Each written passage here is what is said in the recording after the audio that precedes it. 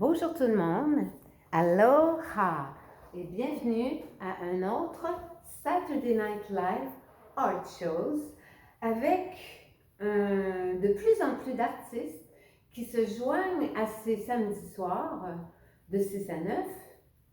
Aux États-Unis, en Californie, il est de 6 à 9, donc ici c'est de 9 à minuit et moi je le fais le jour, presque en direct, pour montrer notre art, pour sensibiliser les gens à l'art, à la beauté et à ce que les artistes ont à exprimer en partant de ce qu'ils perçoivent et de ce qu'ils ressentent.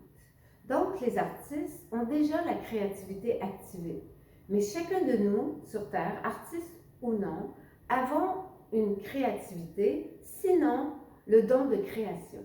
Créer, c'est prendre quelque chose, une toile vierge, et en faire un produit pour montrer aux autres. Alors, aujourd'hui, j'ai créé la 6e porte que Joy et Hannah ont dû traverser ou vont devoir traverser parce que Hannah et Joy ne sont pas à la même place. Le 3e œil, c'est la porte qui rouvre sur la vision intérieure. Ce que je vois avec mes 2 yeux qui connecte à mon cerveau et qui me fait réagir émotionnellement pour me sauver ou pour accueillir. Fight or flight response en anglais, c'est je me bats ou je me sauve ou j'accueille. Je peux accueillir si mon 3e œil est ouvert parce que mon cœur va pouvoir aller chercher des réponses à l'intérieur. Mais si je regarde seulement avec mes 2 yeux, eh bien, j'ai une zone aveugle. On a tous une zone aveugle qui contient des réactions, qui fait réagir en fonction de nos blessures cachées. Cette semaine, avec la pleine lune, aujourd'hui c'est la tempête à Québec, mais avec la pleine lune de cette semaine et tous les événements dans le monde, aux États-Unis principalement, on a été témoin du meilleur et du pire de l'humanité. On a vu que les différences pouvaient faire réagir énormément. Alors pour unifier ces différences, une seule porte à ouvrir, la porte du 3e œil. Alors, Hannah ici a ses portes ouvertes.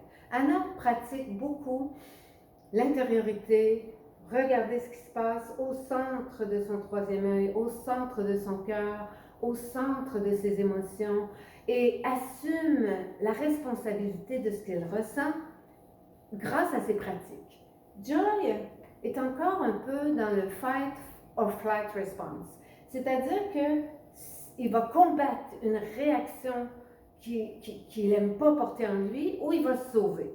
Alors, fight or flight, c'est une réponse qui fait partie encore de notre instinct de survie médiéval, ancestral, parce qu'à l'époque, on ne pouvait pas, on n'avait pas le temps d'aller voir à l'intérieur, c'était même pas ouvert encore, cette possibilité de regarder à l'intérieur.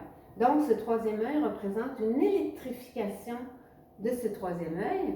Ça se fait par la glande pinéale, si quelqu'un veut rechercher un peu plus scientifiquement, une glande pinéale décrassée. Donc, si elle est encrassée par des conditionnements, de la mauvaise alimentation, par une super activité stressante, ben ça va pas très bien fonctionner. L'électricité va se produire plutôt dans le plexus solaire, puis créer des chocs tout le temps, des chocs, qu'on essaie d'écraser, qu'on essaie de fuir et d'oublier. Alors, ici, on a la zone de notre univers local. On voit la lune, des nuages roses, des nuages encore qui viennent activer nos émotions de toutes sortes. Et ici, on a une zone vierge, douce. C'est comme un sundae au bleu, un sundae au bleuet qu'on aimerait déguster. Mais pour déguster toute cette douceur, toute cette saveur et profiter de l'électricité qui vient souvent allumer nos émotions, ben, il faut regarder ce qui se passe dans la zone aveugle. Ce blind spot contient beaucoup de choses localisées dans le plexus solaire. Et Hannah, tous les Hannah de ce monde, je dis tous parce que le féminin et le masculin, il y a beaucoup d'hommes qui sont venus au monde aussi, comme Hannah et Joy, avec l'empathie. Le don d'empathie, c'est quelque chose qui n'est pas inné à tous, ça se développe. La plupart des gens vont commencer par être sympathiques à la douleur des autres s'ils ont connu cette même douleur. Sinon, oublie ça, là, ils n'auront même pas de compassion parce qu'ils n'ont pas vécu. Si on était témoins d'un accouchement, ben, plusieurs ont tourné la tête. Ah mon Dieu, qu'est-ce que c'est? Mais si on était présents à l'accouchement en tenant la main de la femme qui accouchait, oh mon Dieu, ils ont été confrontés à cette souffrance à travers un autre être humain. Leur cœur a craqué, leur émotion a complètement flambé et ils ont dit « Ouch! Je le ressens moi aussi par le biais d'une autre personne. » Donc, comme on ne peut pas tout expérimenter sur cette terre, il faut s'ouvrir à ce que les autres ressentent. Et c'est une pratique. C'est une pratique d'intériorité, mais aussi d'accueil de ce que les autres vivent. Si je vois une personne pleurer, même si je n'ai pas vécu ce qu'elle a vécu, ben, je vais lui demander, ça va? Tu as besoin d'en parler? Je vais t'entendre, je vais t'écouter. Puis ensuite, le soir, comme moi, je n'avais jamais vécu ce qu'elle a vécu, puis que j'avais tendance à la juger, ben, je vais aller méditer, regarder dans mon troisième œil cette petite flamme que j'ai enregistrée un jour en fixant une chandelle. Et là où j'ai vu vibrer ce troisième œil, où je me suis dit, regardons au-dessus des deux yeux. Regardons au-dessus des préjugés. Regardons au-dessus de la violence. Regardons au-dessus de tout ce qui nous fait mal dans le monde.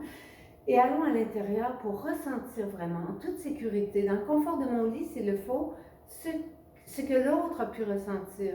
Je ne le comprends pas. Mais au moins, j'ai fait une démonstration de sympathie. Je ne suis pas empathique, mais au moins, je vais être sympathique. Je ne suis pas empathique, mais au moins, par la sympathie, je vais finir par développer un peu de compassion. Parce qu'en me détendant devant la souffrance des autres, je vais pouvoir la ressentir enfin.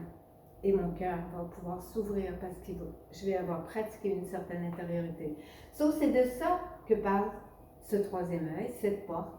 Et j'espère que la collaboration du masculin et du féminin en nous et entre nous va pouvoir amener l'humanité à beaucoup plus d'ouverture aux extraterrestres et à tout ce qui est différent, à la différence et à l'amour, comme toujours. Aloha et peut-être à la semaine prochaine. Merci. Passez une bonne semaine et je vous souhaite beaucoup de repos pour pouvoir laisser se déposer toutes ces émotions jusqu'à ce qu'on se sente confortable. Aloha.